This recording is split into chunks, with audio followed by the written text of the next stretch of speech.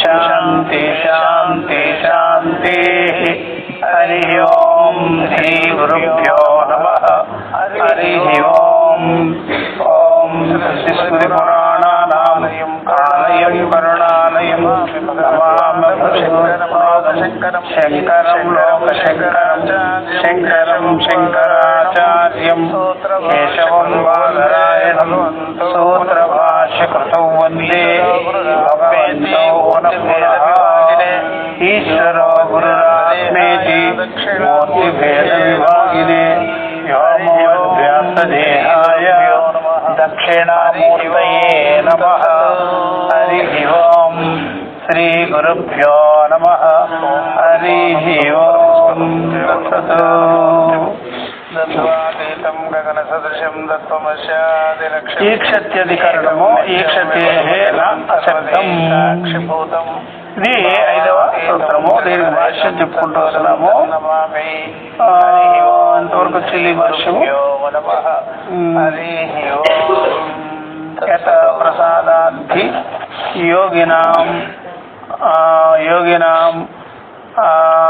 యోగినామపి అతీతానాగత విషయం ప్రత్యక్షం జ్ఞానమిచ్చంతి. యోగ శాస్త్రవిద వీక్షత్యధికరణం చెప్తాం. ఇది కిం వక్తవ్యం తస్య నిత్య సిద్ధస్య ఈశ్వరస్య సృష్టి స్థితి సంహృతి విషయం నిత్య జ్ఞానం భవతీతి. ఇట్లా అచేతనం యోగినామపి మళ్ళా వచ్చిందిగా ఈక్షత్రత్వ శ్రవణాదితి తద్ అన్యత అపి ఉపపద్యతే అని అచేతనేపి ఉపచార దర్శనాత్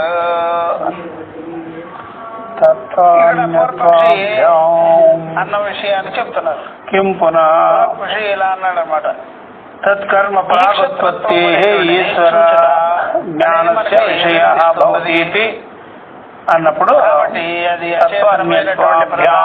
ఇక్కడ జరుగుతుంది. ఇక్కడ చెప్పబడింది ఎంతవరకు ఇది బ్రహ్మః ప్రధానం అంటేనే అచేతనం.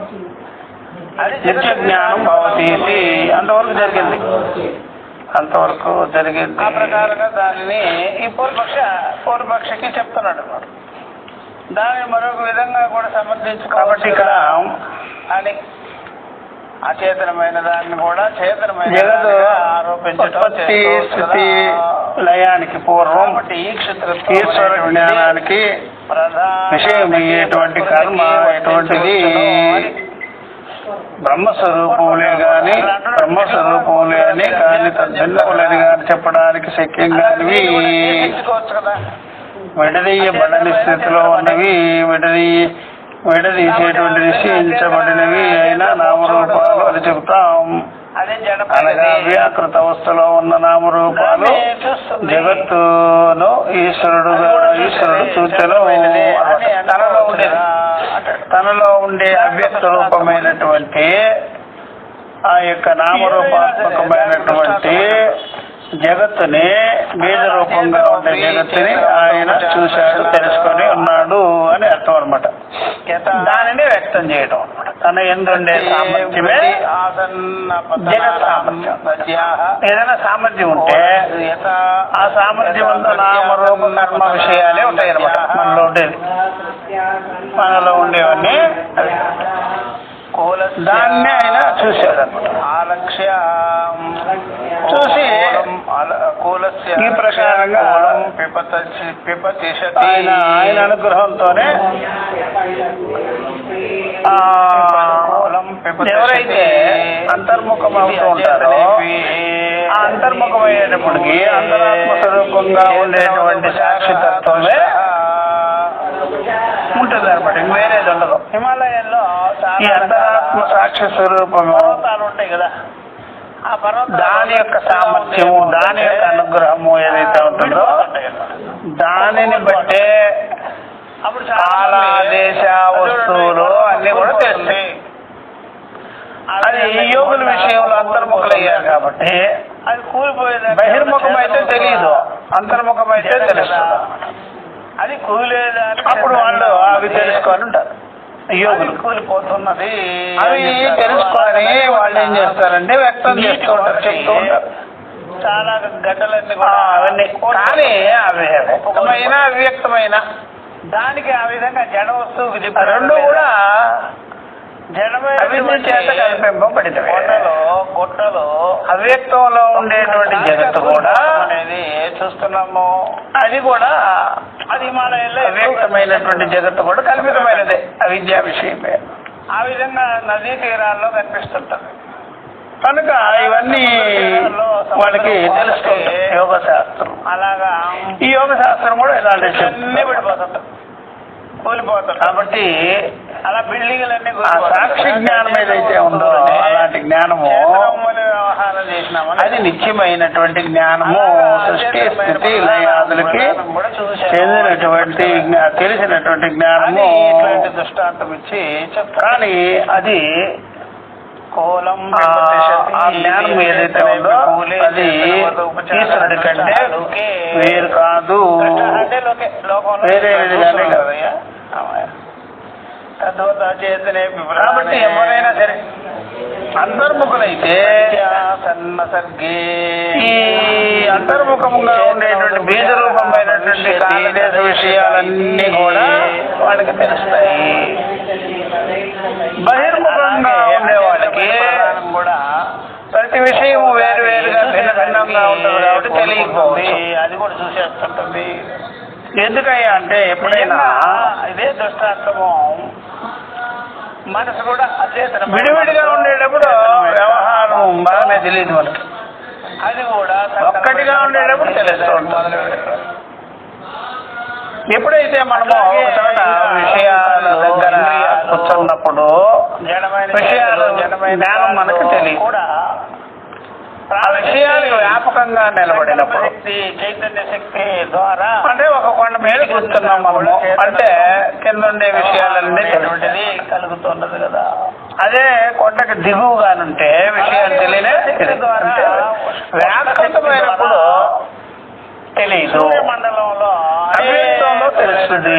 కాబట్టి యోగులకి ఆ ప్రకారంగా తెలుస్తుంది. రాసులన్నీ కూడా అది వ్యక్తమైన అవ్యక్తమైన అవిద్య మొదలు పెడుతుంది. అవిద్య విషయమే వ్యక్తమైన చుట్టుగా ఉండినప్పుడు. కాబట్టి అవ్యక్తము దానికి ఉన్నప్పుడు వాళ్ళ ఇంద్రియాలన్నీ ఏకాగ్రత చెంది అంతర్ముఖమై ఉన్నది కాబట్టి యోగులు దాన్ని తెలుసుకుంటున్నారు. అదేమి నిత్యమైన జ్ఞానం కాదు, అది ఈశ్వరుడు ఒక్కడే నిత్యమైన వాడు. అయస్కాంత శక్తి అవ్యక్తంలో ఉండేటప్పుడు కూడా అలాగే చైతన్య శక్తి ఆ జ్ఞానము ఎలాగైనా సరే వ్యక్తమైపోతుంది, అది మళ్ళా వికారాలు చెందుతుంది. అట్లా కూడా ఇలాగా కాబట్టి చూచటం అనేది జరుగుతున్నది. కిమోక్తవ్యం తస్య నిత్య సిద్ధస్య ఈశ్వరస్య సృష్టి స్థితి సంహృతి విషయం నిత్యం జ్ఞానం భవతి. కాబట్టి ఆయన జ్ఞానం ఈశ్వరుడి జ్ఞానం నిత్యమైనదే. ఆ ఈశ్వర జ్ఞానం దగ్గరికి వెళ్ళినటువంటి వాళ్ళు అంతఃకరణాన్ని ఆ ప్రకారంగా సూక్ష్మం చేసుకున్న వాళ్ళ యోగులు వాళ్ళకి కూడా తెలుస్తూ ఉంటుంది. అచేతన వస్తువులంతా కూడా యదపి ఉక్తం ప్రాగుత్పత్తే బ్రహ్మణ శరీరాది సంబంధం అంతరేణ ఈక్షితృత్వం ఉపపన్నమితి అనుపన్నమితి నచ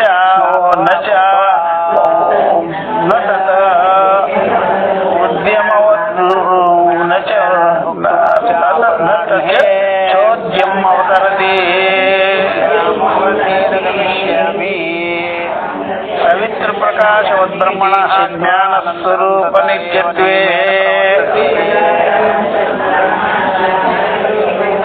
జ్ఞాన సాధనాపేక్షానుపత్తే. కాబట్టి యదపి ఉక్తం ఈ విషయం కూడా చెప్పాము కదా. ప్రాగుత్పత్తే బ్రహ్మణ మనిషి కూడా ఉత్పత్తికి పూర్వం బ్రహ్మకు శరీర సంబంధం ఉండేది కాదు. ఓన్లీ క్షత్రత్వమే ఉండేది. అది కర్తృత్వరహితమైనది. కర్తృత్వము ఆలోచించుకొని ఆ విధంగా నిశ్చలమైనటువంటి. కాబట్టి ఈ ప్రకారంగా ఈ క్షత్రత్వం అనేటువంటిది కర్తృత్వం లేదు కాబట్టి నువ్వు కర్తృత్వం అంటున్నావు కాబట్టి అది సంభవం కాదు. అది కుదరదు. సంకల్పమే చెయ్యాలి అక్కడ అని మేము ఏదైతే చెప్పి ఉంటామో ఆ రకమైనటువంటి సంశయానికి శంకకు కూడా మీరు శంకించవలసిన పని లేదు. శంకించాల్సిన పనే లేదయ్యా. ఎలాగైతే సూర్యుడి విషయం ఇచ్చారు దృష్టాంతం. మనిషిలో సూర్యుడిలో ఉండేటువంటి తేజస్సు గాని ప్రకాశము గాని నిత్యమైనటువంటిది. బాధ్యత నిత్యమైనది సూర్యుడు. ఆ ప్రకారం మొత్తం స్థూల కాబట్టి సవితృ ప్రకాశవతు బ్రహ్మణ జ్ఞానం స్వరూప నిత్యత్వే జ్ఞాన సాధనాపేక్ష అనుపత్తి. కాబట్టి సూర్యుడి యొక్క ప్రకాశము ఎలాగ నిత్యమో అగ్నికి ఉండేటువంటి అగ్నిత్వము నిత్యమో అలాగ బ్రహ్మము యొక్క జ్ఞాన స్వరూపము కూడా నిత్యమైనది. కాబట్టి దీనికి జ్ఞాన సాధనలు అనేటువంటిది ఉండదు. జ్ఞాన సాధన అపేక్ష కూడా లేదు. జ్ఞాన సాధన లేదు. ఇప్పుడు అమానిత్వాది జ్ఞాన సాధనలు అన్నారు కదా, అది కూడా కర్తతంత్ర పూర్వకమైన సాధనలు కావు. అమానిత్వాది సాధనలు కర్తతంత్రంతో కూడింది కాదు. లేకపోతే అది వస్తుతంత్ర జ్ఞాన సాధన. జ్ఞాన సాధనలు అంటే ఏ ప్రకారంగా అయితే మోక్షం జ్ఞాన సాధనం అంటాం. మోక్షం అనేది జ్ఞాన సాధన. నిద్రపుచ్చుతుంది. ఈ జ్ఞాన సాధనం అనగానే శ్రవణాదులు. శ్రవణాదులు అనేది కర్తతంత్రము కాదే. కానీ కర్మలు చేయడం కాదు, వినడము, వివేకించుకోవడము, తెలుసుకోవడము, నిశ్చయం చేసుకోవడము తత్కాలే. శ్రవణ కాలంలోనే నిశ్చయానికి గ్రామాంతరం వెళ్ళాలి, పనులు చేసుకొని రావాలని. కాబట్టి దాన్ని దాన్ని చేయవలసిన శ్రవణ అనంతర కర్తవ్యం లేదు. వెళ్ళిపోతుంటాడు. శ్రవణం తర్వాత చేయవలసి. ఈ ప్రకారంగా ఆలోచించుకునే విధంగా నిశ్చిత పద్ధతిలో ఎలా చేస్తుంటాడు. మరొక విషయం ఏమంటే ఇంకొక విషయం చెప్తున్నారు. అపిచ అవిద్యాది సంసారిణ శరీరాది అపేక్ష జ్ఞానోపత్తి శాత.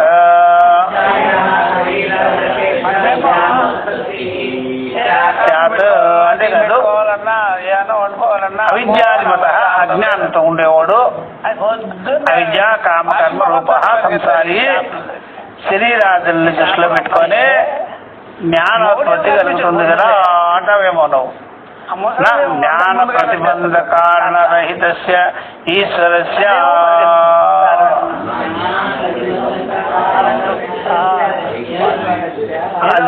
కాబట్టి జ్ఞాన అట్లా కలగదు.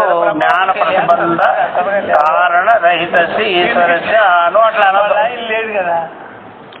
సరే, జ్ఞానానికి ఎటువంటి ప్రతిబంధకాలు లేవు. మరొక విషయం ఏంటంటే అవిద్యాదులు ఉండేవాడికి అవిద్యా కామ కర్మలు అనేటువంటిది అధ్యాస ఆరోపం ఉండేవాడికి సంసారికి జ్ఞానం కలగాలంటే శరీరాదుల అపేక్ష ఉంటుంది. కానీ శరీరాదులు కావాలి, శరీరాదులతో సాధనలు కూడా కావాలి. కానీ జ్ఞానికి ఏ విధమైన అడ్డంకులు లేని ఈశ్వరుడికి శరీరాదపేక్ష ఉండదు. జ్ఞానికి సంబంధం లేదు. శరీరంలో బలం ఉండి అజ్ఞానంతో ఉండేవాడు శరీరాదులతోనే ఉంటాడు. వాడు జ్ఞానం కలిగించుకోవాలంటే శరీరాదులే వాడుకుంటాడు. ఎన్ని సంకల్పంలోనే వాడుకుంటే మాత్రం జ్ఞానం కలగదు. అందుకని ఎందుకంటే దాన్ని నివృత్తి చేసుకోవాలి. దాన్ని తొలగించుకుంటూ నేతి. అయితే ఎటువంటి అడ్డంకులు లేని ఈశ్వరుడు ఉన్నాడు ఆయన జ్ఞానానికి. ప్రధానమైన ప్రకృతి కూడా అలాగే ముముక్షు ఉంటాడు, వైరాగ్యవంతుడు ఉంటాడు, వివేకం చేసుకో ఉంటాడు. వాడు ఏం చేశాడంటే స్థూల సూక్ష్మ శరీరాలను దాటుకొని ఉంటాడు. పంచీకరణము అపంచీకరణము. ఎందుకంటే వాడు ఇట్లాగా ఆత్మానాత్మ వివేకం చేసుకుంటాడు. అండపిండ వస్తుతంత్రం ఏంటి, కర్మతంత్రం ఏంటి, వివేకం చేసుకోవాలి. నియమేన ప్రవర్తితే వాడికి శరీరేంద్రియాల యొక్క అపేక్ష ఉంటుంది. ఎందుకంటే వాడికి అంతఃకరణ శుద్ధి అయి ఉంటుంది, క్షమత మాదిరి కలిగించుకో ఉంటాడు. వ్యక్తము కాబట్టి అతనికి ఆ ప్రకారంగా శ్రవణ కాలంలోనే జ్ఞానం కలుగుతుంది. మొట్టమొదటి ఎవరో మరి మిగతా వాళ్ళు ఉన్నారు కదా, శరీరేంద్రియాల అభిమానంతో ఉండేవాళ్ళకి ఆ జ్ఞానం అలా కలగదు. ఎందుకంటే శరీరాది భావాలు ఉన్నాయి కదా వాళ్ళకి, అందుకని బుద్ధి ఈ విషయంలో ఇట్లాంటివి అనమాట. ఆత్మదం చేత ఈశ్వరుడికి శరీరాది అపేక్ష ఉండదని చెప్పబడింది. కాబట్టి ఈశ్వరుడికి జ్ఞానానికి ఆవరణం ఉండదని ఆకారాల్ని ఈ మంత్రముల ద్వారా చెప్పబడుతున్నది. జరుగుతుంది చెప్పినారు. తస్మాత్ కాబట్టి ఈశ్వరుడు అనగానే ఎప్పుడైనా సరే తస్మాత్ జ్ఞాని. ఉపచర్యతే. ఈశ్వరుడు అంటే ఎవరు? జ్ఞాని. ఎందుకనే బ్రహ్మవిత్ బ్రహ్మైవ భవతి. చేతనంగా పనిచేస్తుంటాయి కాబట్టి అటు వాడికి ఆ విధంగా బలం శరీరేంద్రియ సంఘాతమునకు విలక్షణంగా ఉండేవాడు, పంచకోశాలకు విలక్షణంగా ఉండేవాడు. అలా విచారించుకునేవాడికి ఈ జ్ఞానానికి ప్రతిబంధకాలు ఉండదు. వాడికి అవిద్య కామకర్మలు అనేటువంటిది అడ్డం రాదు అని అర్థం. ఎందుకని బాగా శ్రవణం చేసినాడు. ఈ ప్రధాన అచేతనం వైరాగ్యం ఉంది, కూడా పనిచేస్తుంది, మోక్షత్వం ఉంది, జిజ్ఞాస ఉంది అనమాట. ఆ విషయంలో ఈ శ్లోకాలు చెబుతున్నారు శతశత్రువులు. విహాయమీక్షితృత్వం ముఖ్యం ఈక్షితృత్వం చెప్తారు. మంత్రౌచ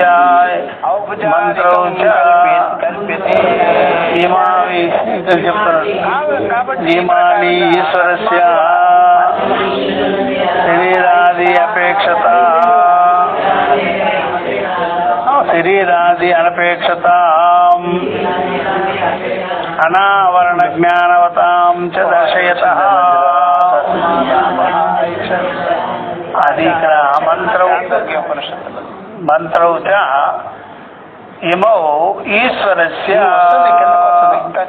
శరీరాది అనపేక్షత శరీరాది అనపేక్షత శరీరాది అనపేక్షతాం అనావరణ జ్ఞానవతాంచ దర్శయత అన్నమాట.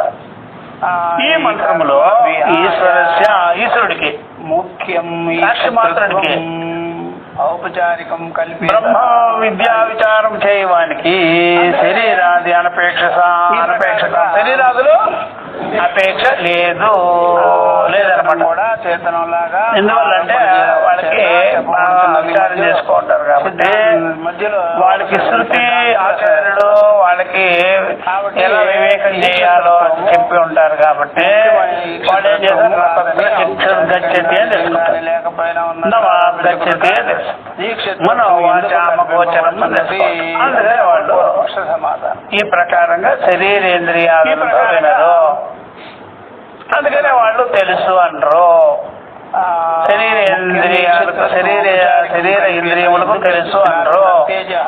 శరీరేంద్రియములకు తెలియబడేది కాదని ఇది అపరోక్షమైనటువంటి ఆత్మతత్వము అని వాళ్ళకి అవగతం అయి ఉంటుంది. ఈ విధంగా శరీరాది అనపేక్షతాం అనావరణ జ్ఞానతాం చ వాళ్ళకి ఏ రకమైన అధ్యాసాదులు లేవు. అధ్యాసాదులు లేవు. అధ్యాసాదులు లేవు అంటే అది అనావరణం. అంటే ఇంద్రియ దృష్టి లేదు, దేహ దృష్టి లేదు, ప్రాణ దృష్టి లేదు, మనో దృష్టి లేదు, ఈశ్వరాత్మీయ దృష్టి లేదు. వాళ్ళకి ఆ దృష్టి లేకపోతే అనావరణం అనమాట. ఏది ఆవరణాలు లేవు. బ్రహ్మ పంచకోశ విలక్షణ పంచకోశ విలక్షణమైనటువంటి జ్ఞాన సంపన్నులు. పంచకోశ బ్రహ్మ సత్తాతో ఎవరు చైతన్యం యొక్క సత్తాతో చూసాను చూసినాయి ఐక్షత బయట కూర్చోమని ఈ ఆరోపణ అనేది మనలో మనకు ఉంది. ఈ ఆరోపణలు శృతిలో ఎలా ఆ విషయాన్ని ఇక్కడ తెలియజేస్తున్నారు. ఆ సత్తా దర్శయత మనకోవచ్చు. నతస్య కార్యం కరణం చ విద్యతే భూమిని కూడా అన్నాన్ని ఎలాగా మనం నతత్సమస్య అభ్యధికస్య దృశ్యతే అగ్నిదేవుడు అంటాం, వాయుదేవుడు అంటాం, ఆకాశ దేవుడు అంటాం. ఇట్లా వేరే గ్రంథాలలో వేరే గ్రంథాలలో ఉండవు. ఎందుకంటే సత్తాను ఒప్పుకొని ఇట్లా చెప్తాం. అచేతనాలు కూడా చేతనముగా లేకపోతే సాధిగ్రామే విష్ణు బుద్ధి ఎందుకో ఆ గుట్టు తెలియదు వాళ్ళకి. నతస్య కార్యం కరణం చ విద్యతే శరీరమే ఒక రాయి. ఈ సమస్య అభ్యధికస్య దృశ్యతే ఈ యొక్క జడమంతా కలిసిపోతుంది. ఉపనిషత్తులో సామర్థ్యం వల్ల శంకరాచార్య వారికి యొక్క భాష్యం ఉన్నా సరే అది కొంతమంది సాంప్రదాయకులు రుజువు చేయకపోయినా శంకరుల వారు మాత్రం శ్వేతాశ్వేతర ఉపనిషత్తునే కోట్ చేస్తూనే ఉంటారు. అదో మంత్రాలని చక్కగా ఉంటాయి అన్నమాట. విధానంలో దేవుడు ఉన్నాడా అంటే నతస్య కార్యం కరణం చ విద్యతే తస్య నీలో ఉండేదే పరమాత్మన కార్యం కరణం న విద్యతే. కార్యము కాదు దేవుడు అనుకోనే కదా నిన్ను మర్యాద కార్యకరణము కాదు శరీరేంద్రియ విలక్షణం. శరీరేంద్రియాలు లేనివాడు దృశ్యతే. ఆయనకి సమమైన వాడు అధికమైన వాడు కూడా ఎవరు లేరు. సమాజాభ్యంతరో అజః సహ పూర్ణః అన్నమాట. ఆయనకి ఎక్కువ తక్కువ అయిన వాళ్ళు ఎవరు లేరు. ఆయనకి సమానమైన వాళ్ళు లేరు, ఆయనకి అధికమైన వాళ్ళు లేరు.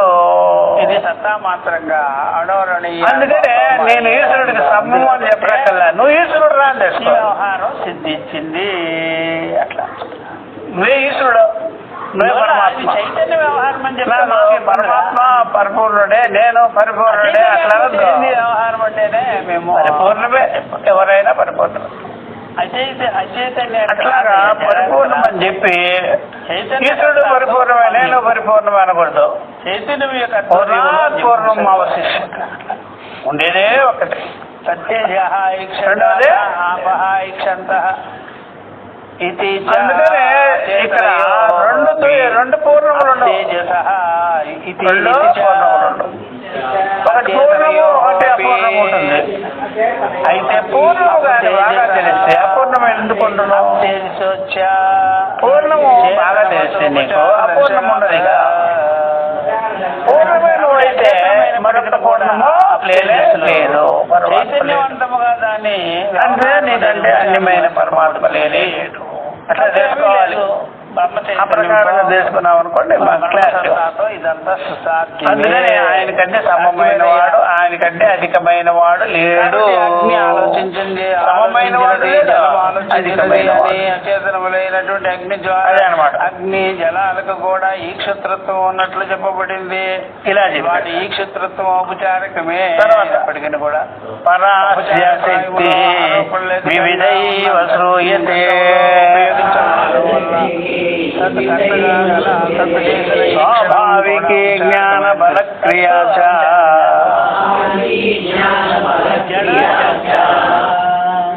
పరాస్య శక్తి వివిధైవ శ్రూయతే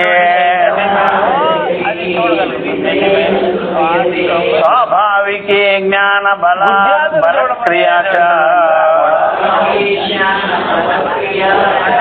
అంతేకాదు ఈశ్వరుడికి ఇక్కడ చెప్తున్నారు, ఈ మంత్రాలు చెప్తున్నాయి. బలక్రియా ఇంద్రియాలు ఇవన్నీ పనిచేస్తున్నాయంటే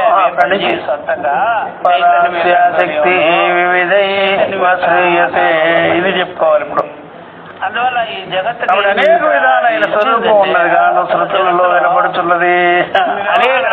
అనేక విధములైనటువంటి స్వరూపం ఉన్నది అని శృతిలో వినిపిస్తున్నా సరే అంతా కూడా భౌతిక జ్ఞాన రూపమైన బలం ఈశ్వరుడు చేసే క్రియ అంటే సృష్టి కూడా అనాది మాయ కల్పితమైనటువంటి అవడం చేత స్వభావ సిద్ధమైనది అన్నమాట. కాబట్టి ఈ విధంగా ఆ యొక్క పరాశక్తి అంటే పరబ్రహ్మము పరమాత్మ యొక్క శక్తి సామర్థ్యంలో ఈ భౌతిక పదార్థాలకి సర్వభూతములు ఎందో వాడే ఇచ్చాడు.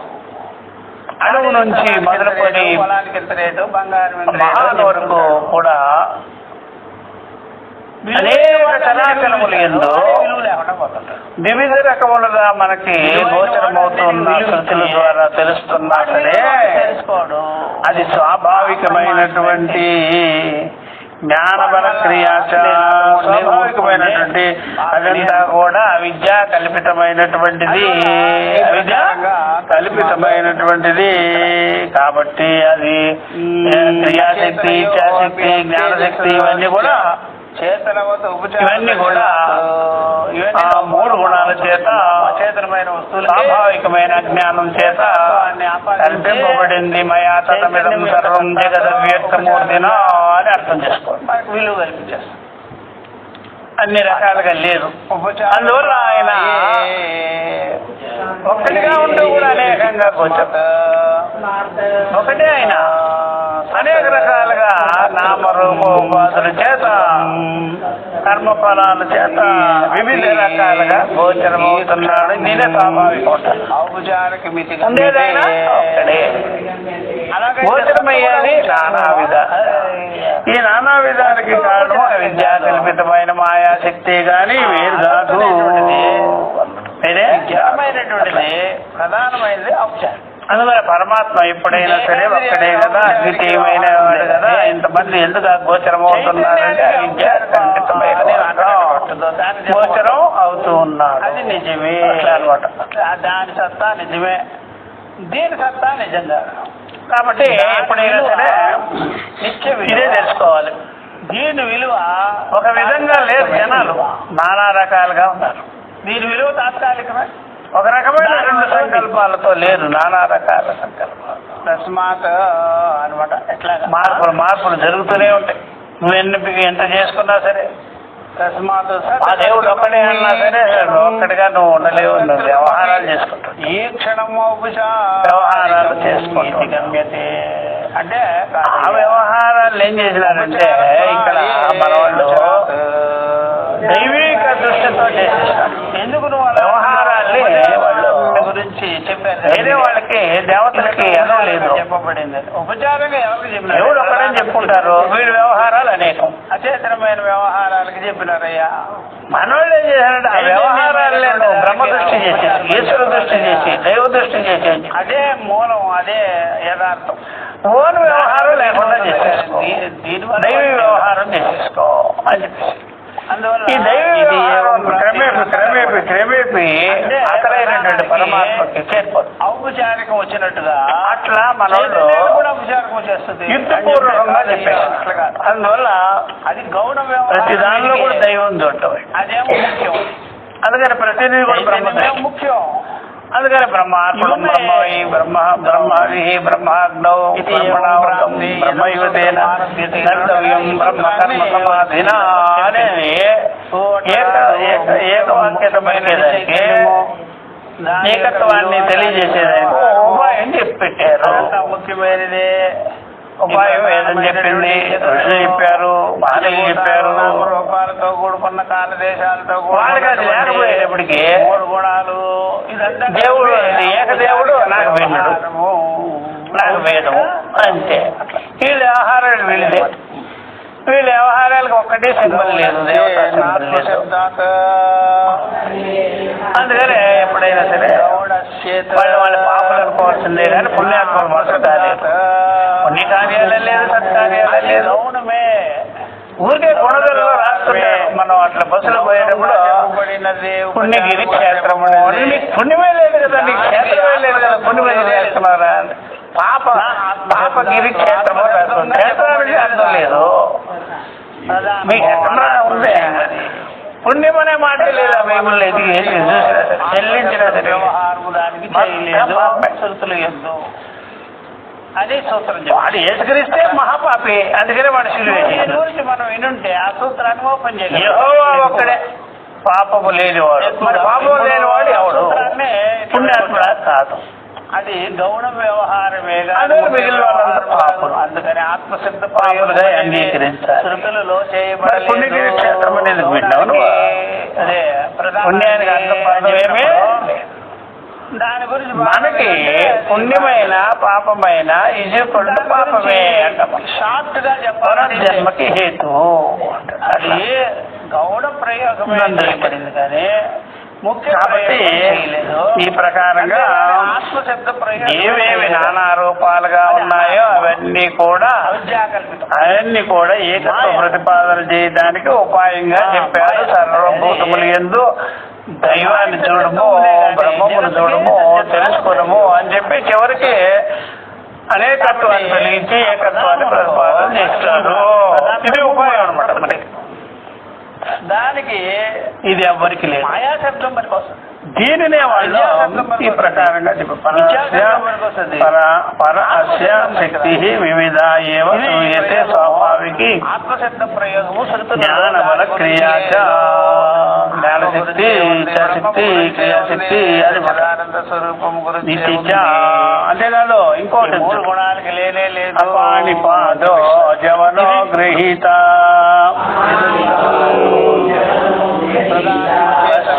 చక్షు శృణోతి అకర్ణః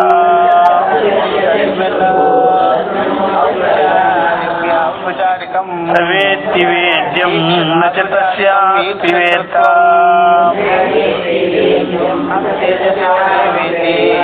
తం మాహో అగ్రం పురుషం మహాంతం ఇతి చ అపానిపాదో జవనో గృహీత పశ్యతి అచక్షు శృణోతి అకర్ణః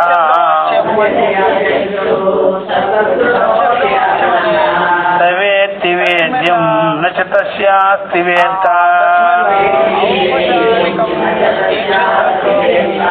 తం మాహో అగ్రం పురుషం మహాంతం. ఇది కూడా మనం వింటూనే ఉంటాం. ఇది కూడా శ్వేత ఉపనిషత్తు నుంచే తీసుకోబడింది. చెప్పబడుతున్నది అపాణిపాద పాణిపాదములు లేనివాడు, ప్రధాన విషయంలో పాణి పాదములు లేదు. అయితే కూడా జవనో గ్రహీత జరిగింది.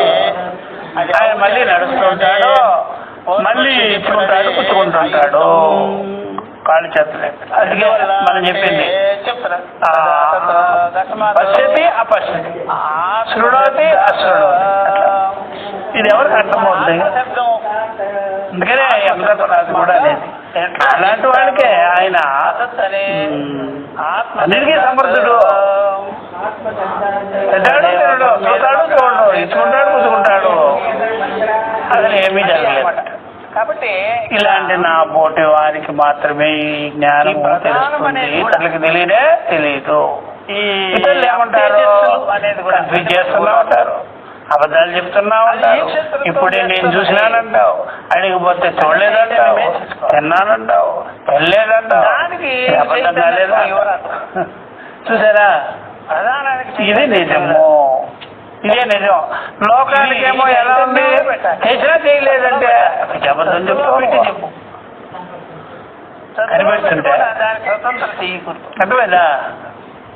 అందుకనే అది మళ్ళా ఈ లోకయుక్తులన్నీ వాడేసేసి వాళ్ళు దబాయిస్తుంటారు. మళ్ళీ లోపల దబాయింపు కూడా మళ్ళీ ఇప్పుడే చంపేసేసి నేను చెప్పలేదమ్మా అని చెప్పేసి ఏది ఆత్మ ఇక్కడ చెప్తే ఎట్లా కుదురుతుంది? ఇదంతా మా న్యాయశాస్త్రము మా లా అండ్ ఆర్డర్ ఒప్పుకోదు కదా అని వీడంటాడు. లౌకికుడు లౌకికుడికి వేదాంతం చేసినవన్నీ తప్పులే. అప్పుడు మంచి ఆత్మ కంటే ఎందుకని ప్రత్యక్ష ప్రమాణం ప్రత్యక్ష ప్రమాణం సత్యమైతే నువ్వు సనాతనుడివే కాదురా. వేదార్థమే తెలియనివాడు. అందుకనే అది చెప్తాను. అంటే మీ వేదార్థం ఇంత అబద్ధాలు ఉంటుందా? మళ్ళీ నీ దృష్టి పెట్టి చెప్తున్నావు. ప్రకృతి ఈ యొక్క మళ్ళీ నీ దృష్టితోనే చెప్తున్నావు. ఇవన్నీ కూడా బ్రహ్మము కంటే వేరే. వేదార్థం ఇంత అబద్ధాలు ఎంత అసత్యం మాట్లాడితే అట్లాగా అంటే మళ్ళీ నీ సత్యమనే. మరి నీ లౌకిక వ్యవహారాలు సత్యమనా, ప్రత్యక్షాది ప్రమాణాలు సత్యమనా, నీ నామ వ్యవహారములు సత్యమనా చెప్పేది నువ్వు. ఈ శృతి ఏం చెప్తుందో చూడు. మీరు ఈ విధంగా అసలు ఇది తప్పు లేదంటారా? అంటే ఇది తప్పు అంటావు దీన్నే. సృష్టికి ముందు నువ్వే తప్పు, సత్యమేదో చెప్పు. సృష్టికి ముందు సత్తుగానే ఉండనేమో అని నువ్వు తప్పనేది వ్యవహారమే, సత్యమనేది వ్యవహారమే. మేము చెప్పేది అసలు తప్పే ఎక్కడ. ఈ యథార్థం తెలియకపోతేనే తప్పు. ఆ యొక్క ఇస్లాంలో సత్తు నుండే పుట్టిందన్నారు. ఇస్లాంలో ఏమంటాడంటే ఒకడు పోయి ముల్లా అడుగుతాడు. తేజస్సు నుండి బాగా ముల్లా గొప్ప ముల్లా వాడు సద్రూపమైనటువంటి ఏ విధంగా అంటే పుట్టెను అని చెప్పేసి ఇట్లా ఇతిచా తేజో. ఇద్దరేమో ఒకడేమో ఒకడు ముఖమే ఇది చేశాడు. ఒక అమ్మాయిని పీకి బయట చంపాడో లేకపోతే ఇంకేదో చేసినాడో చూసాను ఒకటి. ఆ సత్తు నుండి అట్లా అత్యాచారం చేశాడంటే తేజస్సు పుట్టెను అని చెప్పి ఆ ఒకడేమో అత్యాచారం చేశాడండి, తేజస్సు త్రివృత్కరణం. ఇంకోటి ఏంటంటే విగ్రహారాధన చేశాడు. అప్పటి నీరు విగ్రహారాధన ఒకటి చేసినాడు, ఇంకోటేమో అత్యాచారం చేసినాడు. ఈ రెండిట్లో ఏది కరెక్ట్ అని ఒక ముల్లా ఇంకొక ముల్లా అడుగుతాడు. సృష్టి ముక్త వాడు వెంటనే ఏమంటాడంటే విగ్రహారాధన చేసేవాడే కూడా అత్యాచారం చేసిందేమో కరెక్ట్ అంట, విగ్రహారాధన చేయకూడదు. చూసారా పుస్తకాలు ఎలా ఉన్నాయో? బైబుల్లో అలాగే ఉంటాయి అని చెప్పి బైబుల్ కూర్చోమ్మా. అందువల్ల ఏదైనా సరే ప్రధానంగా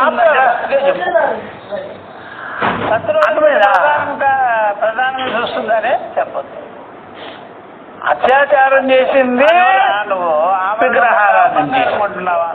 ఈ రెండిట్లో ఏది సరైంది అంటే అత్యాచారం కరెక్ట్ అంట.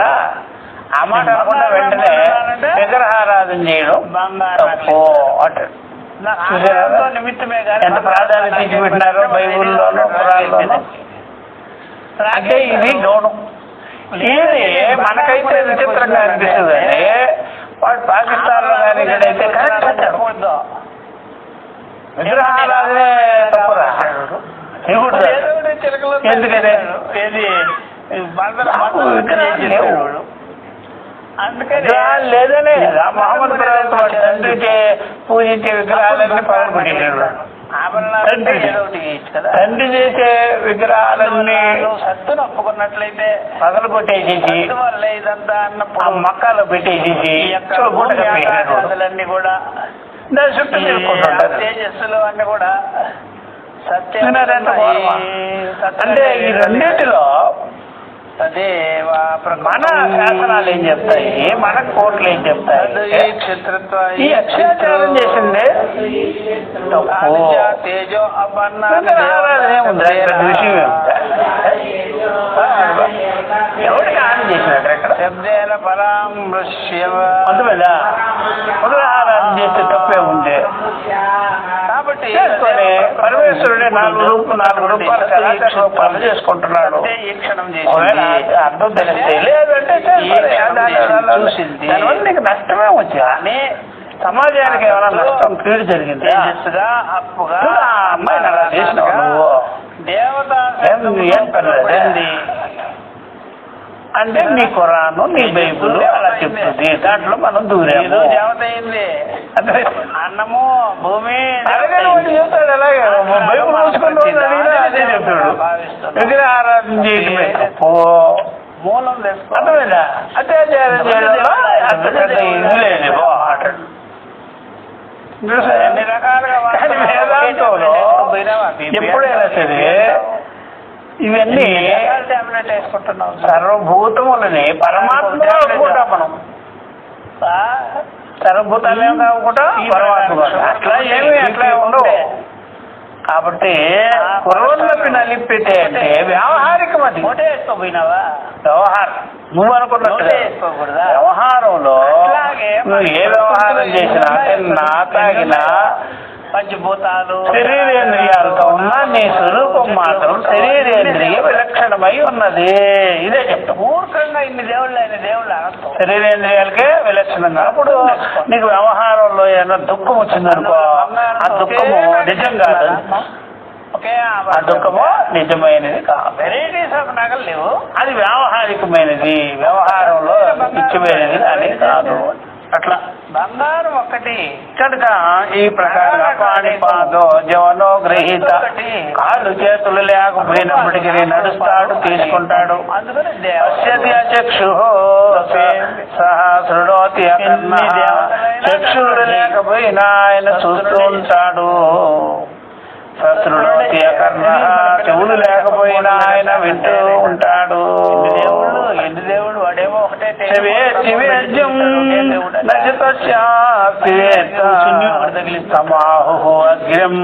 పురుషం మహాంతం, ఆయన అన్నిటినీ తెలుసుకుంటుంటాడు. సవేతి వేద్యం, ఆయన్ని తెలుసుకునేవాడెవడు లేనే లేడు.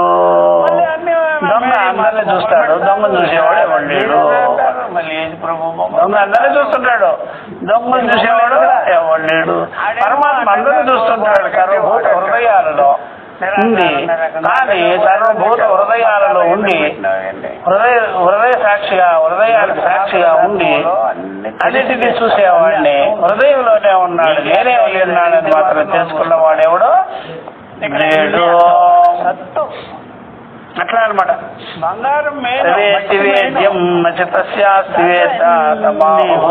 అగ్రం ఆయనయ్యా, అగ్రం అని చెప్పినారు బ్రహ్మవేత్తలు. ఆయన అగ్రం, ఆయనే ముందున్నవాడు, అజస్వరూపుడు, పురుషం. ఆయనే సర్వసాక్షిగానున్నాడు, సర్వబుద్ధి సాక్షిగానున్నాడు, మహాంతం. ఆయన కంటే మరొక వాడు వేరేవాడు లేడు, అందరినీ ఆయనలోకి ముడుచుకునేవాడు మహాంతముగానున్నాడు. అంటే ఆయనలోకి చేరిపోతారు అందరూ. పరాగతి, అందరూ పరమాత్మలో ప్రవేశించేవాళ్ళు, మరలా పరమాత్మ నుండి అందరూ వ్యక్తమవుతున్నారు. ఇలాంటి మంత్రాల ద్వారా తెలుస్తున్నది విషయము అని చెప్పి ఆయనే మొట్టమొదటి వాడు, అజస్వరూపుడు, సర్వానికి కూడా సద్రూపుడుగా ఉన్నవాడు అని చెప్పేసి ఉంటాడు. ఇప్పుడు అంటున్నారు మళ్ళా, నన్ను నాస్తి తవ జ్ఞాన ప్రతిబంధ కారణం వదిలిపెట్టే పని లేదు, చేసిన కర్మ ఇక్కడ నన్ను నాస్తి తవ జ్ఞాన ప్రతిబంధ కారణరహిత ఈశ్వరాధన్య కారణ కాబట్టి కారణవాన్ లేదు, కారణవాన్ ఈశ్వరాధన్య. కారణవాన్ లేకపోయినా పోతుంటాయి వస్త్రాలు, కారణవాన్ లేకపోయినా పర్వాలేదు, లోపల జీవుడు చైతన్యం ఎప్పుడు ఉంటాడు. ఈ ప్రకారంగా నన్ను నాస్తి జ్ఞాన ప్రతిబంధ కారణరహిత ఈశ్వరాధన్య సంసారీ నాస్తి అనమాట. ఇక్కడ ఏమంటున్నాడు? ఈ ప్రకారం అయ్యా తవ జ్ఞాన ప్రతిబంధ కారణరహిత ఈశ్వరాధన్య సంసారీ నాస్తి అని చెప్పాడు. పైగా జ్ఞాన ప్రతిబంధానికి, జ్ఞానములకు ప్రతిబంధకమైనటువంటి ఈశ్వరుడి కంటే అన్యమైన వాడు సంసారి లేనే లేడు అని లేనే లేడు అనమాట. నాస్తి తవ జ్ఞాన ప్రతిబంధ కారణరహిత ఈశ్వరాధన్య సంసారి నాస్తి. కాబట్టి సంసారి అనేవాడే లేడు, ఈశ్వరుడి కంటే వేరుగా లేడు, జ్ఞానానికి ప్రతిబంధకమే లేనే లేదు. ఎందుకని చెప్తారుగా నాన్యః అస్తి ద్రష్ట అన్యః అస్తి విజ్ఞాత ఇత్యాది శ్రుతే అన్యః అస్తి ద్రష్ట చెప్తున్నారు. ఇప్పుడు ఆత్మనాను ప్రవేశ అన్యః అస్తి ద్రష్ట. నీకంటే ఆత్మ కంటే ద్రష్ట వేరుగా లేడు. ద్రష్ట అనేవాడు నీకంటే వేరుగా లేడు. కాబట్టి ఇక్కడ జీవుడు ద్రష్ట కంటే నువ్వు వేరుగా లేదు. ఈ నేననేది ద్రష్టకు వేరు కాదు. ఈ నేననేది ఇరుక్కైన ఆత్మకు వేరు కాదు. ఆత్మశబ్దం ఈ నేను దాని ఎందే ఉన్నది. కాబట్టి జీవుడికి ఈ నేను వేరుగా లేదు. కాబట్టి దేవత అని చెప్పేసి కాబట్టి అట్లాగా ఇక్కడ రెండు లేదు, ఒకటే ఉన్నది. చేతనుడై ఉన్నాడు. అన్యః అస్తి విజ్ఞాత. తెలుసుకునేవాడి కంటే నువ్వు వేరుగా లేదు. చూసేవాడి కంటే నువ్వు వేరుగా లేదు. ఆత్మ కంటే నువ్వు వేరుగా లేదు. ఇలాంటి శృతులు ఉన్నాయి.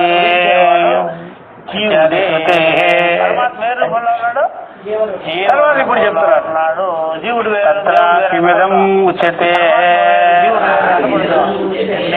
సంసారిణః శరీరాది అపేక్ష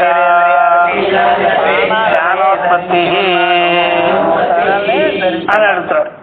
ఈ విధంగా కాబట్టి ఈ ప్రకారంగా నామరూపాలుగా వ్యక్తమయ్యే తత్ర కిమిదం ఉచ్యతే. ఇట్లా ఎందుకున్నది, ఇట్లా ఎందుకు చెబుతున్నారు? సంసారిణః శరీరాదిపేక్ష జ్ఞానోత్పత్తి. శరీరాదులు లేకుండా శరీరాదులు శరీరాదులకి అపేక్ష లేకుండా జ్ఞానోత్పత్తి సంసారానికి కలుగుతుంది అనేది ఎందుకంటే శరీరాదులు అనేది అవిద్యా కల్పితాలు. శరీరాదులకు సాక్షిగా ఉండేవాడిని తెలుసుకోవాలంటే అహం సాక్షి అనే నువ్వు తెలుసుకోవాలి, అహం సాక్షి అనే నువ్వు వినాలి అంటే. కాబట్టి శరీరాదులకి శరీరాదులు నీకు అవసరమే లేదు. జ్ఞానోత్పత్తి అవసరమే లేదు. ఈ ప్రకారంగా నా ఈశ్వరస్య ఇది. కాబట్టి ఈశ్వరుడికి శరీరాదుల యొక్క అపేక్ష లేనే లేదు కదా. వాడు చైతన్య ఉచ్యతే సత్యం నా ఈశ్వరాదన్యః సంసారి సంసారి అస్తి అనమాట. ఈశ్వరుడి కంటే అన్యంగా సంసారి అనేవాడే లేడు. ప్రాణధారి నేను నాది అనుకునేటువంటి వాడు దేహి సంఘాతంతో కూడుకున్నవాడు జీవుడు అచేతనమైన ఈశ్వరుడి కంటే అన్యమైన వాడు కానే కాదు. ప్రధానానికి దేహాది సంఘాత ఉపాధి సంబంధ ఇష్యతే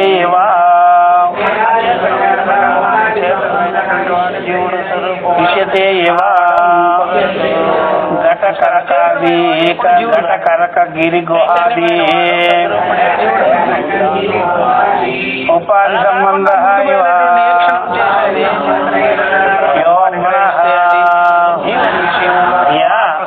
దేహాది సంఘాత ఉపాధి సంబంధ ఇష్యతే. కాబట్టి అయితే దేహాది సంఘాత ఉపాధి సంబంధాలు ఉన్నాయి కదా, దాన్నంతా కూడా అప్పుడు అది ఒప్పుకున్నట్టే కదా, అంగీకరించినట్టే కదా. అంటే అది ఘటకరక గిరి గుహాది ఉపాధి సంబంధ ఇవ్వడు యోగన ఆకాశం మఠాకాశం గుహ ఆకాశం అంటాం కదా, అదంతా కూడా చూసారా మహాకాశం కంటే వేరు కాదు. అంతే అలాగే దేహాది ఉపాధి సంఘాతం అంతా కూడా అవిద్య కల్పితమై ఉన్నది. అజ్ఞానం చేత కల్పింపబడింది దేహేంద్రియ సంఘాతము. ఎట్లాగైతే ఘటాకాశం అన్నామో, తర్కాకాశం అన్నామో, కమట ఆకాశం అన్నామో, అలాగే గిరి ఆకాశం అన్నాము, గుహ ఆకాశం అన్నాము. ఇదంతా కూడా యోగన ఆకాశానికి ఏ విధంగా మీరు చెప్పారో నిజంగా ఆకాశం మహాకాశమే గాని ఒకే ఆకాశమే గాని కాబట్టి ఉపాధి సంబంధరహితమై ఉన్నది. ఎన్ని రకాల ఆకాశం లేదు అట్లా తెలుసుకో. చేతన స్వరూపం భవితుమర్హతి. దాని వల్ల జరిగే వ్యవహార వ్యాపారాలు ఏమేమి ఉన్నాయో చేతనమైన స్వరూపం వ్యాపార అవన్నీ కూడా అవిద్య చేత కల్పింపబడింది. వాచారంభణం వికారం నామధేయమయ్యింది అని తెలుసుకోవాలి. ఇప్పుడు కూడా శబ్ద ప్రతి వ్యవహార లోకస్య దృష్ట లోకంలో ఇదంతా కూడా ప్రచలితమై ఉంది కదా. ఈ వ్యవహారం అంతా ప్రసిద్ధంగా కనిపిస్తుంది కదా. చేతనం బ్రహ్మ ఘటాకాశ మహాకాశ వ్యవహారం శరీరేంద్రియ సంఘాత వ్యవహారం జీవుడు దుఃఖి సంసారి అనేది అదంతా కూడా వాచారంభణం వికారం నామధేయమయ్యింది. అవిద్య కల్పితమయ్యింది. అదంతా కూడా అది ఎలాగంటే ఘట చిద్రం కరక చిద్రం ఇత్యాది ఈయనకే జరిగింది. ఘట చిద్రం కరక చిద్రం ఇత్యాది అని మనము గ్రహించాలి.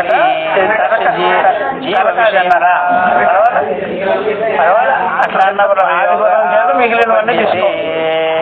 కరక చిద్రం అంటే ఘట చిద్రం అన్నా కరక చిద్రం అన్నా ఉంటే కాది చిద్రం అంటే మొదలైన పనిముట్లు మొదలైనటువంటి కొండలు వగైనా ఇవన్నీ అనమాట. ఇవన్నీ అట్లా తీసుకోబడి ఉన్నాడు. చిన్న పాత్రలు పెద్ద పాత్రలు బ్రహ్మము జీవుడే అంటే కమండలం అనే ముంతలని అట్లాగా ఆ విధంగా దాన్ని బట్టి ఆకాశంలో భేదం లేదు.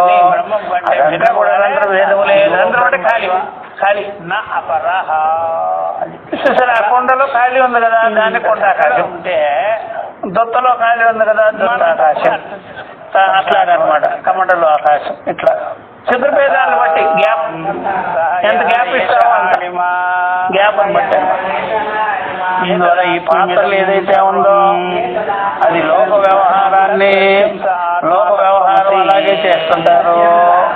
కాబట్టి ఇవన్నీ అందరూ చూస్తున్నారు కదా. అక్కడ ఆకాశమునకు భేదములు రాలేదు. దేనికి భేదాలు వచ్చినాయి? దేనికి ఆ యొక్క ఉపాధి భేదములు ఆ యొక్క ఉపాధి భేదములు కొండతో చేయబడినటువంటి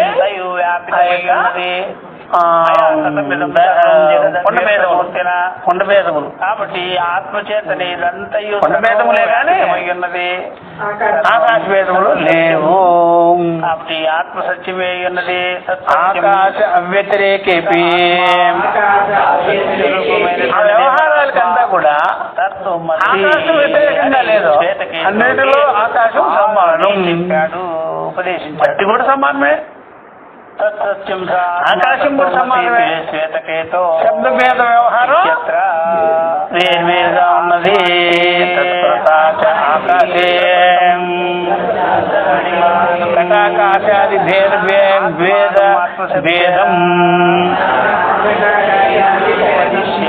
మిథ్యా బుద్ధి దృష్ట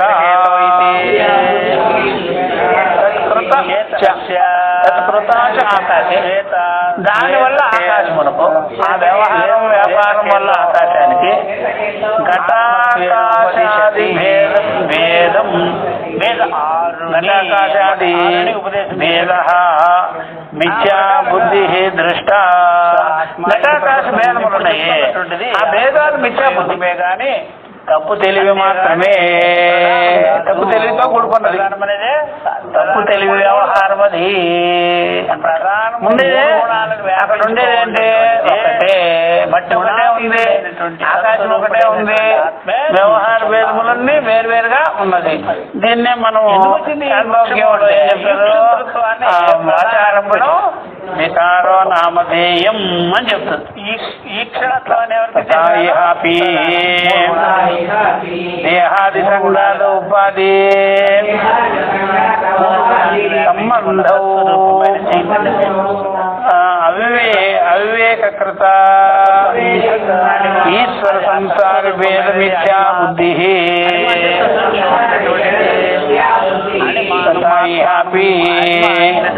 దేహాది సంఘాత ఉపాధి సంబంధ అవివేకృత ఈశ్వర సంసారి భేద మిథ్యా బుద్ధి. అట్లాగే ఇక్కడ కూడా అంటే నీవు దేహాది సంఘాత ఉపాధి సంబంధ దేహాది సంఘాతం వల్ల ఉపాధులు నామరూప ఉపాధులు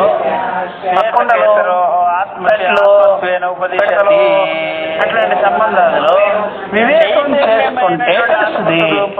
వివేకం చేయకపోతే మీకు తెలియదు. అలా వివేకం చేసినట్లయితే మట్టిలో భేదములు లేదు, ఆకాశంలో భేదములు లేదు, వ్యవహారంలో భేదాలు వచ్చినాయి, నామరూపాలలో భేదాలు వచ్చినాయి. ఉండేది ఆకాశం ఒక్కటే, ఉండే మట్టి ఒక్కటే, మూర్తిగా ఇచ్చేవ సత్యం అంతే. కాబట్టి అందువల్ల దేహాది సంఘాత ఉపాధి సంబంధ అవివేకృత వివేకం చేయకపోవటం బట్టి, సరైన జ్ఞానం లేకపోవటం బట్టి, అలాగే ఇక్కడ కూడా ఈశ్వర సంసార భేద మిథ్యా బుద్ధి. ఈశ్వరుడు వేరు, జీవుడు వేరు. సంసారం అంటే జీవుడు, ఈశ్వరుడు వేరు, సంసారి జీవుడు వేరు అనేటువంటి భేదం ఉందే అది మిథ్యా జ్ఞాన బుద్ధి, మిథ్యా బుద్ధి. మిథ్యా బుద్ధి అయ్యా అది మనకి చెప్తారు చేసిన కఠోపనిషత్తులో. కాబట్టి భేదములు లేవు. మన ఎప్పుడైతే మనము శాంతిని ఒప్పుకుంటామో భేదం వచ్చేస్తాం. ప్రతిరూపం ప్రధానం అంటాడు, పురుషుడు అంటాడు, ప్రధానం అంటాడు. ఇట్లా భేదం వచ్చేస్తుంది. ఈ ప్రధానం అనేటువంటిది, పురుషుడు అనేటువంటిది జీవేశ్వర భేదానికి మూలంలో కనిపిస్తుంది. ఇట్లా ఎందుకు కనిపిస్తుంది? కాబట్టి ఈ రకమైనటువంటి కనిపిస్తుంది. అణువుల్లోనూ ఆ యొక్క అగ్నితత్వము సగటు మనిషికి తెలివి బాగా ఉంటే ప్రాబ్లమే కనిపిస్తుంటుంది. కఠోపనిషత్తుది అది. తెలివి బాగా ఉంటే ప్రాబ్లం లేదు. శరీరేంద్రియాదులు మాత్రము చలించకుండా కానీ నిర్వికారంగా ఉంటే కూడా ప్రాబ్లం రాదు. అన్ని వాయువు కూడా అంతే. శరీరేంద్రియ చలించినాయి అనుకోండి, వికారాలు చెందినాయి అనుకోండి, సమస్యత్వం కూడా ఈ భువనంలో మనసులో అన్ని అల్పత్వం ఉండిపోయింది అనుకోండి, స్ఫూర్త జ్ఞానం లేదనుకోండి, బుద్ధి భేదములు ఉన్నాయి అనుకోండి, కట్టెలో ఉంటుంది, మట్టిలో ఉంటుంది అన్ని. అందుకనే వీడికి ఏదన్నా సమస్య వస్తే అగ్నిశ్వరుడు సమస్య వస్తే నీటిలో జలం ఉంటుంది అనమాట, ఈశ్వరుడు కావాలి. అలా ఈ ప్రకారంగా అన్నిటిలో వీడికి ఏ సమస్య రాకపోతే చక్కగా తల కదలకుండా ఉన్నదనుకోండి, దేవుడిని మర్చిపోయి నేర్పుతాడు. ఈ రకమైనటువంటి దేవుడు చూసింది జ్ఞానంలో అల్పత్వం ఉంది, ఉపాధి దోషాలున్నాయి, ఆకలి దోషాలున్నాయి, పుట్టుకల దోషాలున్నాయి, వేరే వ్యవహారాలు ఉన్నాయి, వేరు నేను వేరుగా ఉన్నాను అట్లాగనమాట. అందరు కాలనీ వాళ్ళు అందరూ కలిపి ఒకటే రకమైన చీరలు కట్టుకున్నారు అనుకోండి, ఏ గొడవ ఉండదు. షాపుకి మాట తిరగవలసిన పనే. ఒక ఆమె ఏమో రకరకాల చీరలు కొట్టి నన్ను రెచ్చగొట్టి, ఆవిడేమో మంచి మంచి చీరలు కొనేస్తుంటుంది, నన్ను రెచ్చగొట్టేస్తుంది అనేటువంటిది ఉంది వీటికి అని చెప్పాలి. మంచి మంచి నగలు వేసుకునేది నన్ను రెచ్చగొట్టుంటుంది. పోయేవాడు బాగుండా నేను ఆ షాపుకు పోయినా ఇది కొన్నాను అనేటప్పటికి నాకు ఒకటి ఏదో మొదలవుతుంది, ఉన్న గ్యాస్ వస్తుంది, పోయి మా ఆయన్ని గెలుగుతాను, లేకపోతే వాళ్ళని గెలుగుతాను, ఏం బాగోపోతే అందరూ ఒకటే టైప్ ఆఫ్ నగలు వేసుకోండి, లేకపోతే వేసుకోకుండా ఉండండి, ఒకటే యూనిఫామ్ ఒకటే చీరలు కట్టుకోండి. ఇప్పుడు డిమాండింగ్ కదా, అప్పుడు ఈశ్వరుడితో ప్రార్థనే ఉండదు. ఈశ్వరా ఆమెకు అన్ని నగలు పెట్టావే నాకు లేదే, ఆమెకు అన్ని రకరకాల చీరలే నాకు లేదే, ప్రాపర్టీలు కొంటుండే నాకు కొన్ని నేను కొట్టడం లేదే, సరిపోతుంది కదా. జ్ఞానమైనా ఉండాలి, ఇవన్నీ ఉండేవి. జ్ఞానం ఉంటే ఆ జ్ఞానంలో పూర్ణ జ్ఞానంలో ఎన్నింటికి చెప్తా మనకి నక్షత్రత్వం అనేటువంటిది. లేకపోతే అన్ని సకల సంపదలు అన్ని సమానంగా ఉంటుంది అనుకున్నావా? వాడు చేతి బియ్యం తింటావు, నువ్వు కూడా తింటావా ఏంటి? ఇప్పుడు మాత్రం గానే కాదు, అది ఎలా కుదురుతుందయ్యా? కూర్చున్నాడు అనేటువంటి ఈ భేదాలే ఈశ్వరుడికి కారణమైపోయింది. కూడా ఈ క్షణాన్ని ముఖ్యార్థంలో అదే జ్ఞానం కలిగించుకోండి, వివేకం కలిగించుకుంటుంది, సరిచేసేస్తుంది కదా. అక్కడ ఈక్షత్రత్వం అనేది అందువల్ల దేవుడితో అపేక్ష ఎందుకు నీకు, ఈశ్వరుడితో అపేక్ష ఎందుకు అనేది. అట్లాంటప్పుడు ఈ భేదవాదుల్ని మనము వాళ్ళకి పీట వేసి కూర్చొని పెట్టాలా? మీ వల్లే కదా మాకంతా వచ్చింది గోళ. నిజంగా అద్వైతవాదుల వల్ల మాకు ఎవరు ఏం సంపాదించుకున్నా సరే అదంతా ఊరికే చెప్తాండి. మనకి మనం పుట్టినట్టుగా పుట్టాము. అదే జ్ఞానం లేనప్పుడు ఎవరైనా సరే ఎక్కువ చేసి చెప్తుంటే మనకి ఎట్లా ఉంటుంది? ఉంటుందా ఉండదా?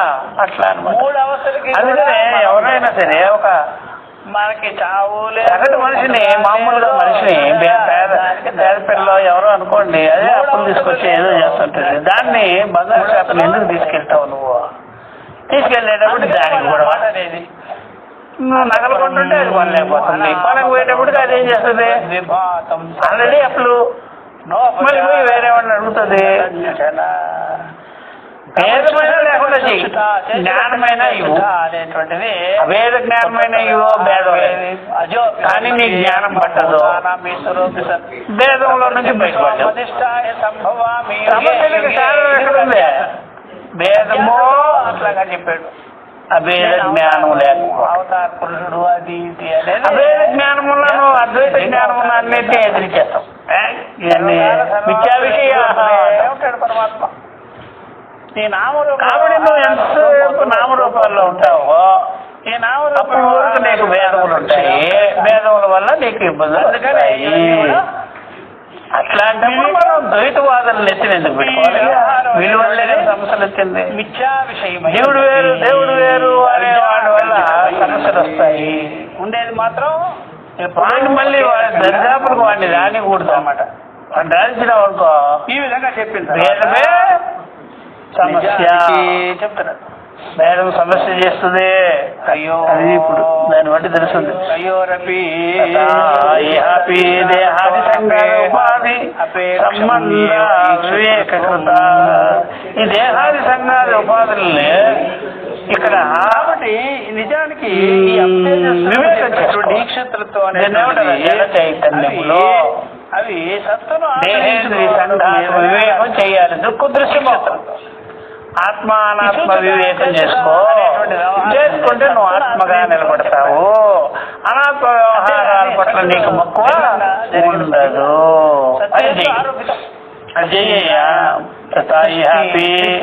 దేహాది సంఘాత ఉపాధి సంబంధ వివేకృత. ఈ అవివేకం వల్లనే ఈశ్వర సంసార భేద బుద్ధి మిథ్యాభేద బుద్ధి వచ్చింది. ఈశ్వరుడు వేరు నేను వేరు అని భేద బుద్ధి వచ్చేసింది.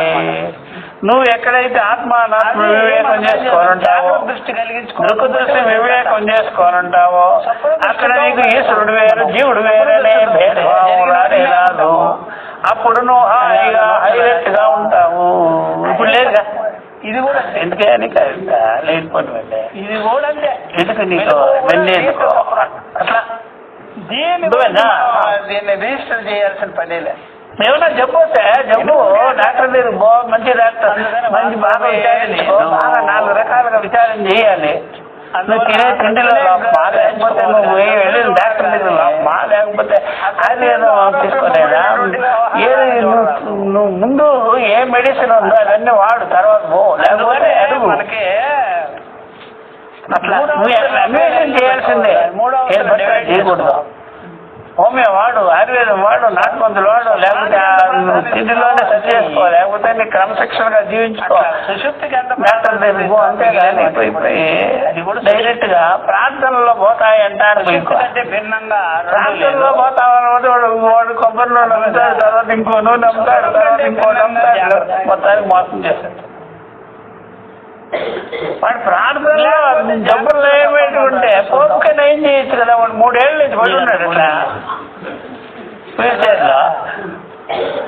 అందుకనే మన ఇక్కడుండే పాస్టర్లంతా కట్టకట్టి పంపిస్తే పోయి అక్కడికి విమానంలో దోశ ఎవరిని బాగా తీసుకురారా ముందు ప్రపంచానికే మసాజ్ పోతే వాడేమో వీల్ చైర్ లో కూడా కదలలేకపోతున్నాడు, అక్కడికక్కడే దొడ్డి సప్నం అది ఉంటే వాడికే గతి లేదు. నువ్వేంటో చెప్పేది ఇక్కడ ప్రార్థనలు అంట, గుండోళ్ళు కనిపిస్తాడంట, గుండోళ్ళు కనిపించారంట, రిహార్సల్ చేసి పెట్టుంటారు ఏదో ముందుగానే రిహార్సల్ చేసేసి అక్కడ దీనికి స్టేజ్ మీద ఎక్కించేసి తర్వాత వాళ్ళకి చెక్కులు ఇచ్చేసి పంపించేస్తారు, డబ్బులు ఇచ్చి. అక్కడ ఏమి పేటీఎం బ్యాచ్ కాదు అంతా అట్లా చూసేవాళ్ళు. అందుకనే ఎంత కారణం అజ్ఞానం వల్ల వస్తుంది. అజ్ఞానం వల్లే వచ్చింది.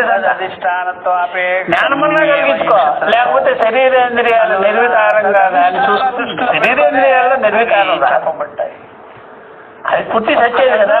అధిష్టానాన్ని కాబట్టి నువ్వు జ్ఞానం కలగాలి. జ్ఞానం కలిగితే నీకు జీవేశ్వర భేదం ఉండదు.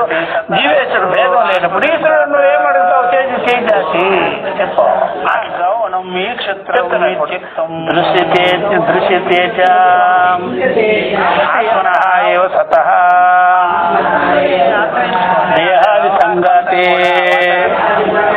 అనాత్మని అన్యాత్మ స్వాభిమాన నివేశ అభినివేశ విద్యా బుద్ధి మాత్రేణ పూర్వేణ దృశ్యతేజ. మనం చూస్తూనే ఉన్నామయ్యా. అది కూడా దృశ్యతేజ. కాబట్టి ఆత్మ ఉండగా, నువ్వు ఆత్మస్వరూపుడై ఉండగా, దేహాది సంఘాతమునకు నువ్వు సాక్షిగా ఉండగా, విలక్షణంగా ఉండగా, అనాత్మని ఆత్మత్వ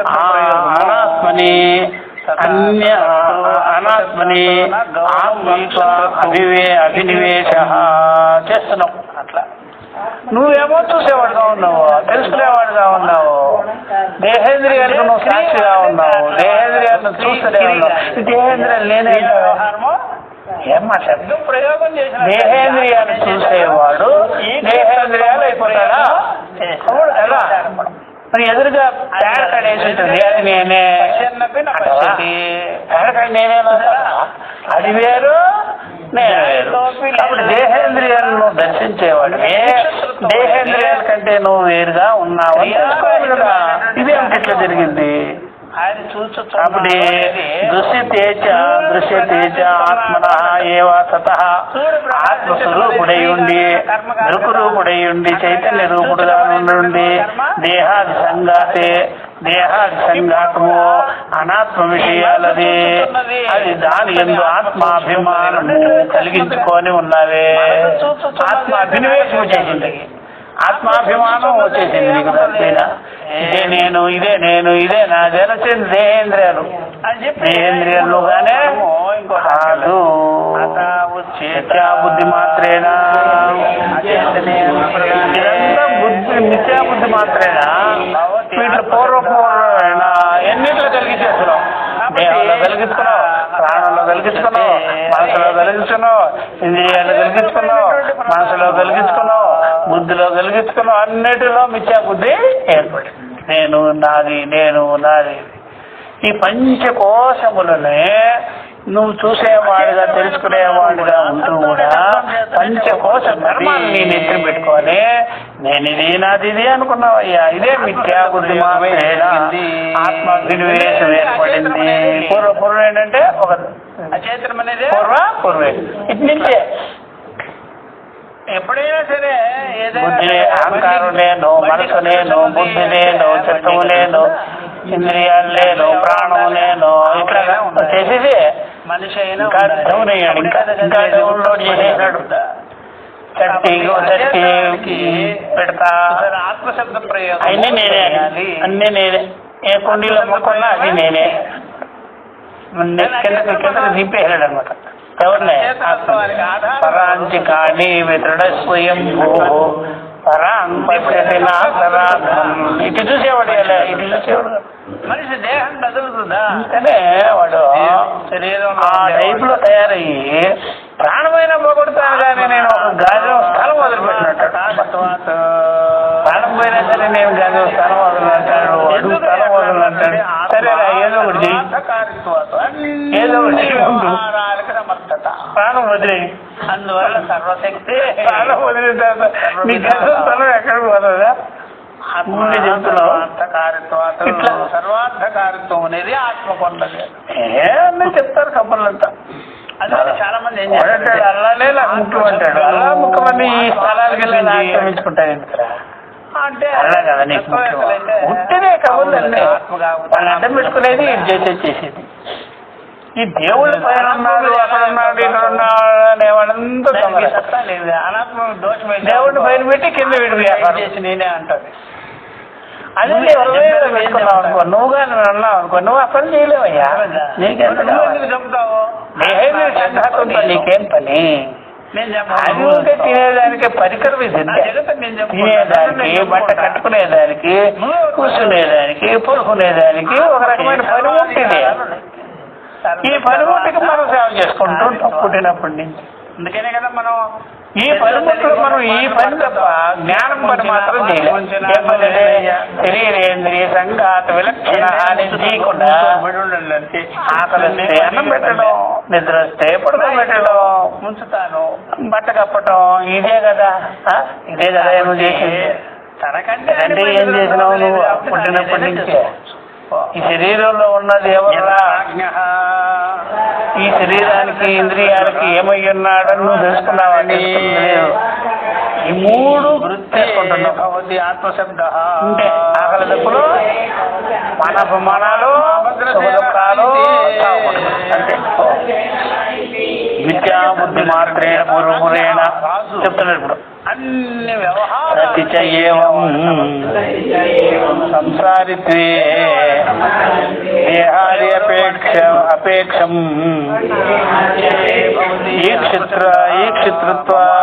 ఈక్షితృత్వం ఉపపన్నం సంసారిణః. ఇట్లుండగా ఏవం సంసారిత్వే మమాత్మ అంటాడు. ఇక శరీరేంద్రియ ధర్మాలంతా ఆపాదించుకొని లేదు సంసారిత్వం చేస్తాం. అందుకనే శరీరేంద్రియ విషయములన్నీ, వ్యవహారములన్నీ కలిగించుకున్నాడు. మీకు ఏమైపోయింది? సంసారిత్వం వచ్చేసింది. సంసారిత్వం వచ్చేసింది. అందరూ దేహాది అపేక్షం ఈక్షిత్రం. దేహాది అపేక్షతో ఎందుకు మరి ఆయన చూసేవాడైపోయాడు. ఈక్షితృత్వం ఉపపన్నం. అదే సంసారిణ దేహేంద్రియాలు చూస్తున్నాడు కదమ్మా. ఎందుకు దేహేంద్రియాలే చూసేవాడుగా, వాడిని నేను చెప్పుకుంటా. చూసేవాడుగా అంటే కర్తృత్వంతో చూడాలి. కర్తృత్వంతో నేను చెప్పుకుంటా. దేహేంద్రియాలు అర్థమైందా? దేహేంద్రియాలు వేరే పక్కన మరి దేహేంద్రియాలు కర్తృత్వం పెట్టుకోకుండా చూడకుండా ఉండడం తగదు. దేహేంద్రియాలు నాకు ఉన్నాయన్నావు, దేహేంద్రియాలను పాలన చేయాలి కదా, కర్తృత్వం ఉండాలి కదా, కర్మ చేయాలి కదా, అభిమానం చేసుకోవాలి కదా. ఇట్లా సంసారి ఆత్మయ్య భద్రసేనుడు ఇట్లా సంసారి అయిపోయి అర్థమైందా? దాన్ని కట్టుకొని పోయినాడు దేహేంద్రియాలు. రాజునట్టు పెట్టుకున్నాడు. కాబట్టి దేహాదిపేక్షం ఈక్షితృత్వం ఉపపన్నం కలిగించుకొని వాడు దీనికి బాగోగులు చేస్తూ దీన్ని చూసుకుంటున్నాడు. సంధి విగ్రహ వాడు ఒకటే చేయాల్సిందే. దీనికి నేనేమై ఉన్నానో తెలుసుకోవాలి కదా. అది తెలుసుకోవడం ఇక్కడ కూడా లేదే అసలు ఏబిసిడీలు కూడా పూర్వపక్షం చెప్పిన దేహేంద్రియాదులు చూసుకోవడంలోనే, చేసుకోవడంలోనే, అభిమానం పెంచుకోవడంలోనే, మానాపమానాలు పెంచుకోవడంలోనే సంసారిగా తయారైపోయినాడు. ఇవన్నీ చెప్పాం కదా. అది ఈ రకంగా ఈ క్షేత్రత్వం అనేది, చూసే కర్తృత్వం అనేది వచ్చేసింది వాడికి. అట్లా ఎదపి ఉత్తం ప్రధానస్య అనేకాత్మకత్వాత్ మృదాదేవత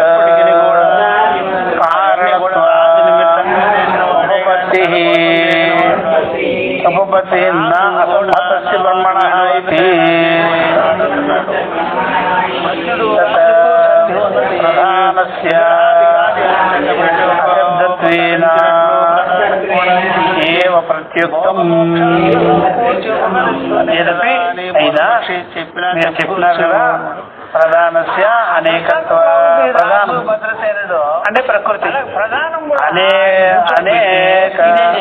అనేకాత్మకత్వాత్ అనేకాత్మక ప్రధానం అంటే త్రిగుణాత్మకమైన ప్రధానము ఈ మూల ప్రకృతి వాసనలు బట్టి సంస్కారాలను బట్టి వ్యవహారాలను బట్టి అనేకం పర్వాలేదు కానీ అనేకత్వం. అందుకనే మనుషులు శరీర దృష్టితో అనేకత్వం గారు మనసు దృష్టితో అనేకం. అర్థమైందా? ఒక ఇంట్లో ఉంటారు శరీర దృష్టితో అనేకం గారు మనసు ఏం చేశారు? డివైడ్ చేశారు, పని చేస్తుంటారు. వ్యవసాయం చేస్తారు, నీకంటే పోతారు, దాని అహంకారం దీని అహంకారం, దాని గుణం దీని గుణం, దాని మొహం దీని మొహం, దాని మమకారం దీని మొహం, ఇంట్లో మంచం మీద తోలుతున్నాను. అందుకని ఎప్పుడైనా ద్రవ్య భేదములా గుణ భేదములా అన్నాడు. కూర్చొని పెట్టి మంచం వేసి ద్రవ్య భేదములు కాదు గుణ భేదములు అట్లా మనోభేదాలు ఇద్దరు డివైడ్గా ఉన్నారంటే మనోభేదాలు ఉన్నాయా? అదే ఇద్దరు నిద్రపోయినారు ఒక గాఢ మీద ఒకే మంచం మీద ఉంటారు. లేచినారంటే నువ్వేరు మేము పరమాత్మే ఇది పెట్టేసి నిద్రపోతే అక్కడే ఉంటాయి. ఇది అట్లాగా నిద్రపోతే ఒకటే చోట లేచిందనుకోండి మెలకులో తన అహంకారం నేను అహంకారం లేదు వేరే చేసుకోవచ్చు. కానీ ఈ ప్రధానం అనేకత్వం. ప్రధానం అంటే సత్వర చేస్తాం గుణాలు అనేకత్వం అయిపోయింది. అందుకని బుద్ధికి బుద్ధి భేదం చేసింది అంటే గుణము అంతఃకరణము అనేకాత్మకత్వాత మృదాధివత కారణతో మట్టి ఏ విధంగా ఉన్నదో ఒక్కటిగా కొండ భేదములు అనేకంగా ఉన్నాయో మట్టి భేదముల కొండ భేదముల కొండ భేదములు మట్టి భేదములు లేవు. ఆత్మ ఇంద్రియ అందుకనే ఆత్మ భేదములు కూడా లేదు, గుణ భేదములే ఉన్నాయి. మృదాధివత కారణతో భవతి నా అసమ్మతస్య బ్రహ్మణ. అలాగే అసమ్మతమైన అసంగమైన బ్రహ్మములకు కూడా మట్టి వలె భేదములు లేవు. అంతఃకరణానికి కొండల వలె భేదములు ఉన్నాయి. అంతఃకరణానికేమో కొండల వలె భేదములు ఉన్నాయి. మట్టికి ఆత్మకేమో అభేదములు. మట్టేమో భేదము లేనిది, బ్రహ్మము కూడా భేదము లేదు. అసంగమైనటువంటి ఆకాశతుల్యమైనటువంటి బ్రహ్మమునకు ఆత్మనకు భేదములే లేవు. ఏ విధంగా రాజుకి మట్టికి భేదం లేవు, అన్ని చేసి పెడతాడు. అంతఃకరణానికి భేదాలు ఉన్నాయి. సంధి కానీ మనుషులకి భేదాలు, అంతఃకరణ భేదాలను బట్టి మనిషికి భేదములు వచ్చినాయి. అంటే ఆత్మకి భోగమోక్షాలను సమకూర్చి పెడుతూ ఇద్దరు అక్క చెల్లెలు ఉంటారు, ఇద్దరు స్నేహితులు ఉంటారు కదా అని పూర్వపక్ష అంటే ఇద్దరు ఎప్పుడైనా సరే సంభవమే కాదు చక్కగా ఉంటారు. ప్రధాన విషయంలో ఆత్మశబ్దం ఒక అమ్మాయి ఏం చేసిందంటే ఒక గురువు గారి దగ్గర పోయి ఏదో మంత్రోపదేశం తెచ్చుకుంది. శివమయమో విష్ణు మంత్రమో ఏదో జరిగిపోయిందో కానీ నిజంగా చెప్పబడింది అంటే బైబుల్ వాటి జరిగిపోయింది. ఇంకొక ఆమె ఇంకోసారి. అందుకని ఇక్కడ ఆత్మశబ్దం ఊహించేటేమో ఏకత్వం విషయంలో కూడా ముఖ్యంగానే ఇది ఊహించేటేమో అనేకత్వం. ఒక్కొక్కసారి ఇద్దరు మాట్లాడుకున్నప్పుడు లోపల ఉండే విషయం బయటపెట్టి అచైతన్యమైనటువంటి గురువు కూడా ప్రయోగించారు. నేను మాట్లాడి దేహాత్మ ఎవరు అద్వైత ఆత్మ అంటాం, పరమాత్మ అంటాం, మనోఆత్మ అంటాం కదా. అది ఆత్మ యొక్క బైబుల్ సత్తాలో ఇది యొక్క సత్తాలో ఇది ఎంతకాలం స్నేహితం మెయింటైన్ చేసిన ఇప్పుడేమొచ్చిందంటే పంచకోశ బైబుల్లో భేదం చేసుకున్నాం చెప్తున్నా. అది మైండ్కి తగ్గించేది కదా. అది ఇక్కడేమో మైండ్కి వచ్చి మైండ్ లో ఉండే కల్మషాలు తీసేసింది అద్వైతమే కానీ అక్కడేమో ద్వైతమే ఉండేది మైండ్కి తగిలించి భేదం చేస్తుంది ఈ ప్రయోగం. అందుకనే ఎప్పుడైనా సరే ఇద్దరు ఆధ్యాత్మిక సబ్జెక్ట్ మాట్లాడుకున్నప్పుడు ఇద్దరు చెదిరిపోతారు. వచ్చేటప్పుడు జాగ్రత్తగా మెయింటైన్ చేసుకోవాలి. చెడిపోతారు ఎవరికి. ఎందుకంటే జ్యోతి ఆధ్యాత్మికం ఏంటంటే వ్యక్తిగత అనుభవాలు వచ్చేసింది, వేదన అనుభవాలు. యజ్ఞాలకి పనికొస్తుంది, నాది వేరే లేదు. దీపాలు వెలిగించడానికి పనికొస్తుంది. నువ్వు ఎప్పుడైతే కర్మ జ్ఞానములు మిక్సింగ్ చేసుకుంటావు కర్మోపాసనలో, అప్పుడు రెండు లేనటువంటి అద్వైత జ్ఞానము దాంట్లో వేరులో ఉండవు. నువ్వు మిక్సింగ్ ఎప్పుడైతే అయి ఉంటావో, లేకపోతే గురు భేదం చేసుకుంటావు, గురు అభిమానం, ఏదో గురువు ఉంటాడమ్మా అభిమానం పెట్టేసుకుంటావా, చిన్నప్పుడు గురువు అదేదా. ఇప్పుడు చిన్నప్పుడు వాడు లెక్క చెప్పుకుంటాడు 2 4 అని. ఇప్పుడు పెద్ద చదువు చదివా సరే ఆయనే నాకు లెక్క నేర్పినాడు అంటారు.